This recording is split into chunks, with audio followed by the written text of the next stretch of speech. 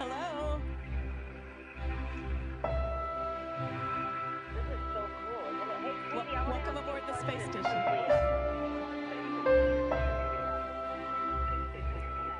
Look at this. Wow. You gonna be okay, or? This is a late too, so we gotta keep that. Katie, can you hear me? You know, Yes, I can hear you. Yes, I can hear you. Oh.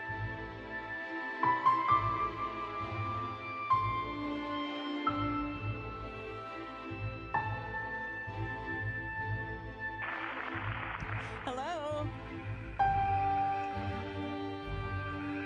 This is so cool, isn't it? Hey, Katie, I wanna Welcome ask you aboard a the space question. station.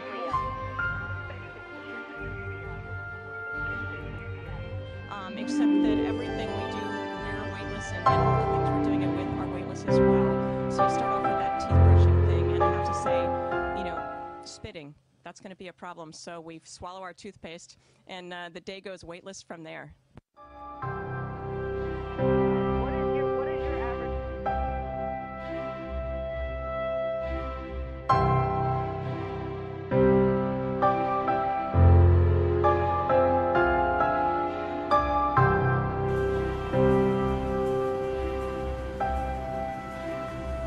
However, I can't talk.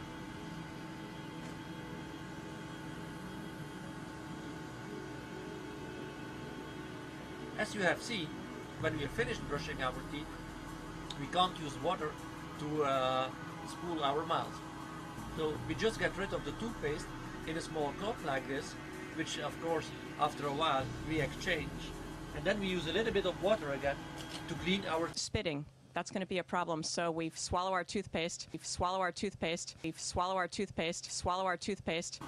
So we just get rid of the toothpaste in a small cup like this.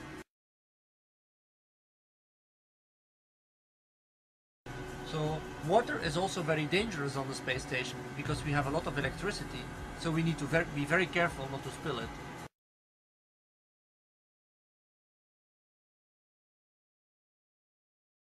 I'm curious, because I know you have kids at home. How do you stay close to your kids? Oh, wow.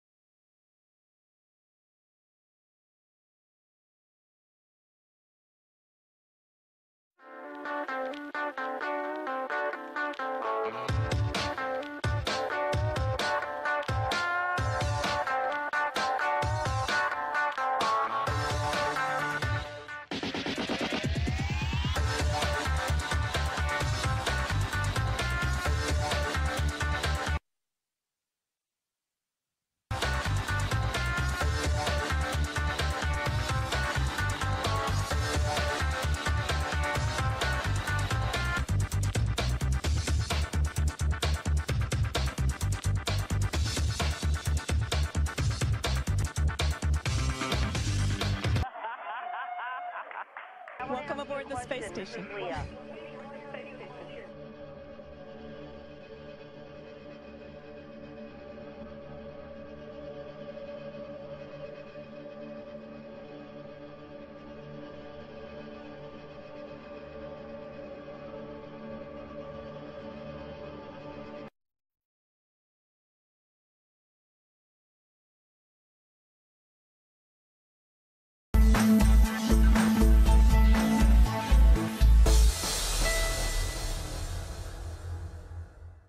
Katrina and Megan Batur from Montreal asked, "Hi, Chris. Hello. How do you clean up a mess in space?" Good question, because it's not going to fall on the floor. It's not going to fly up into the air. It's just going to float around until it runs into something. So let's make a little mess. Let's squirt some water as if it got away here. So those little drops are kind of departing, and then I've got a ball of water here just floating around. Got to clean it up. What am I going to do? So you look for a dry rag. You grab a rag. And we could grab a Russian rag. Here's a nice Russian rag. Here, get it out. My ball of water is still just floating there, fortunately. Get a rag out, I don't let it float away, and then bring my ball of water back on the rag. My ball of water is on this rag now. So it could have been chicken soup. It could have been some nasty fluid, but that's how you stop it. First, you get a rag out and you catch it, so now you have a wet rag. Now, something like water is fine, of course, and what we'll do with this rag is we'll just hang it on a clip somewhere and let it evaporate. And that way the water gets picked up by the humidifiers of the spaceship and goes back into our water system, gets purified back into drinking water, so we don't lose the water. But if it was something else, something a little nasty, then of course we could get a more rugged cleaner, just a great big cloth to wipe it up. Or if it was something a little sticky, we could get kind of baby wipes.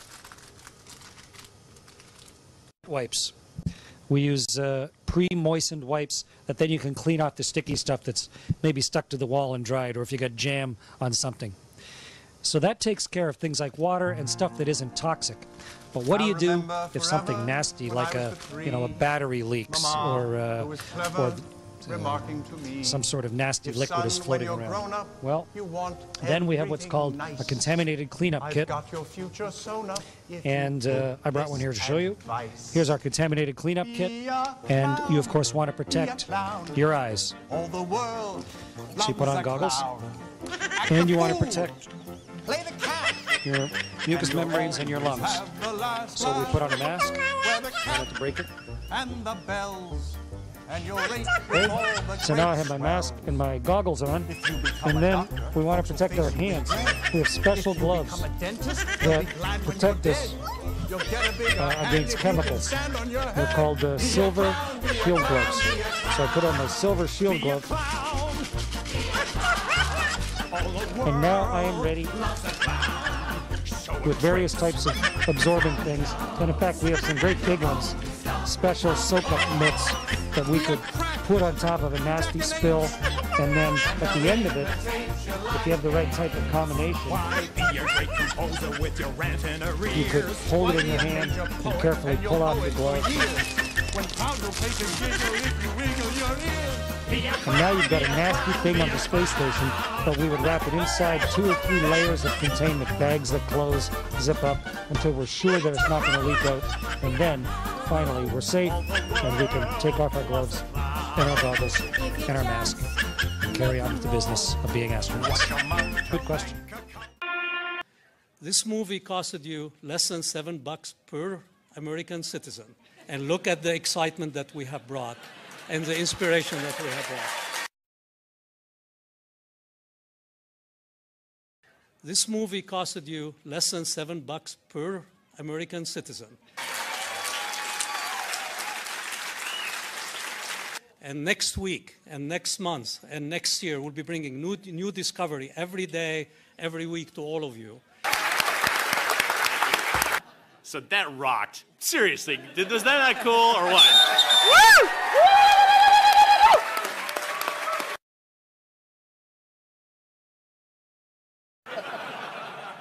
So that rocked. Seriously, was that not cool or what? Woo!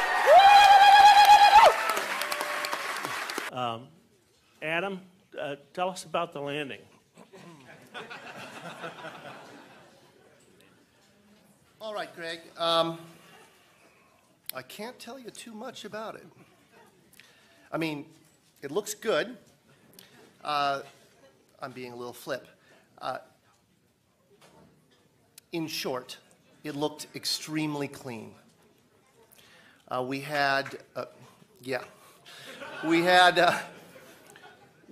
touched down in conditions that were on the more benign side of our nominal expectation.